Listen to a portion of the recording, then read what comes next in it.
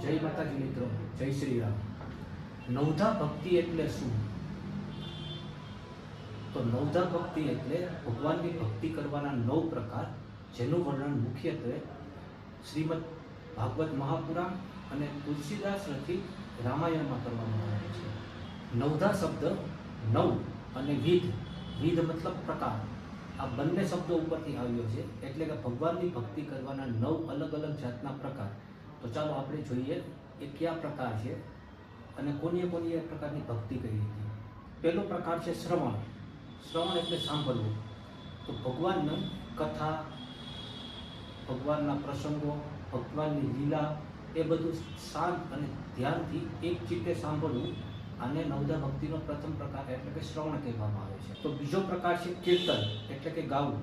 તો ભગવાનનું નામ, ભગવાનના ગીત, ભગવાનના ભજન, આ બધા ગાવા, આ બધું ગાવું એ નવધા ભક્તિનો બીજો પ્રકાર છે। ત્રીજો પ્રકાર એટલે સ્મરણ।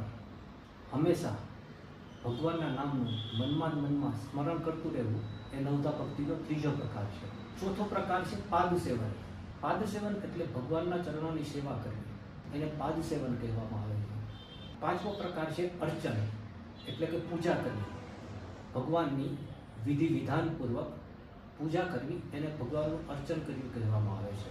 છઠ્ઠો પ્રકાર છે વંદન એટલે પ્રણામ કરવા, નમ્રતાપૂર્વક ભગવાનને 2 હાથ જોડી અને પ્રણામ કરવા અને બીજા બધા જીવોમાં ભગવાનના દર્શન કરવા, એને આપણે વંદન કહેવામાં આવે છે। સાતમો પ્રકાર છે દાસ્ય એટલે કે દાસભાવ। તો પોતાની જાતને ભગવાનનો સેવક માનીને ભગવાનની સેવા પૂજા કરવી, એને દાસ્ય કહેવામાં આવે છે। એક દાસ તરીકે ભગવાનની બધી આજ્ઞાઓનું પાલન કરવું।